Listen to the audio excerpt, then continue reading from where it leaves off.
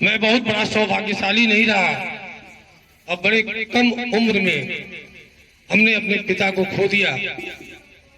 पिता क्या होता है, वो किस प्रकार का छांव होता है, उसकी छांव में हम अपने जीवन की शीतलता को किस प्रकार महसूस करते हैं, बहुत ज्यादा तो मैंने महसूस नहीं किया, लेकिन जितना महसूस किया उससे ये लगा कि शायद किसी जंगल में ढेर सारे पेड़ हो और उस पेड़ों के बीच में अगर एक बरगद हो तो उस जंगल का महत्व बढ़ जाता है। पिता वही होते हैं कि क्षितिजल पावक गगन समीरा, पंच तत्व यह रचित शरीरा। अब मैं थोड़ा सा इसको डिफाइन कर देना चाहता हूं। क्षिति अर्थात धरती,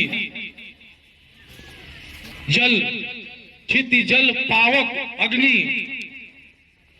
जब एक व्यक्ति मरता है तो उसको जमीन पर लिटाया जाता है, उसे जमीन मिल गई। आगे आगे कि 5 तत्वों से इस शरीर का निर्माण हुआ है। तो जब व्यक्ति मरते हैं तो उनको जमीन पर लिटाया जाता है, उन्हें जमीन मिल गया। क्षिति जल, उनको पानी से नहलवाया जाता है तो उन्हें पानी मिल गया। क्षिति जल पावक, उनको अग्नि के सुपुर्द किया जाता है तो अग्नि भी मिल गई। और ये सारे कार्यक्रम गगन आसमान के नीचे होते हैं तो उन्हें आसमान भी मिल गया। और आप सभी लोग इस प्रकार के कार्यक्रम में शमशान घाट तक गए होंगे। कभी कई दिनों से अगर हवा न बही हो, लेकिन जब भी हम किसी को अग्नि देते हैं तो एक चतुर्दिक हवा बहती है चारों तरफ से, तो अग्नि भी मिल गई। यह शरीर 5 तत्वों से मिलकर बना है और उसी 5 तत्वों में फिर विलीन हो जाता है। लेकिन आने के और जाने के बीच का जो समय होता है, उस समय में आप कौन सी प्रसिद्धि पा लेते हैं, कौन सा अपजस पा लेते हैं, वही एक ऐसा तथ्य होता है जिसको पीढ़ी आगे लेके जाती है। ऐसाम न विद्या न तपो न ज्ञानम, ज्ञानम न शीलम न गुणो न धर्मा, ते मृत्य लोके भूई भारभूता, मनुष्य रूपेण मृगा चरंती। सब कुछ हमारे पास हो,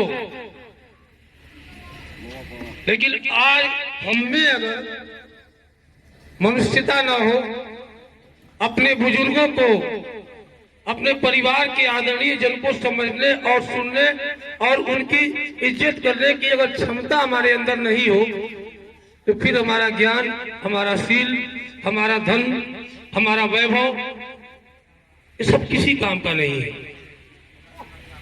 दुर्भाग्य ये है कि जिस सनातन संस्कृति में हम और आप जी रहे हैं, इसका अनुकरण पूरी दुनिया कर रही है। हमने देखा है, हमारे मित्र संजय यादव जी यहाँ हैं, ये भी कई बार गए हैं मथुरा में। मैंने देखा वहां इस्कॉन मंदिर में तमाम ऐसे बुजुर्ग लोग मिलते हैं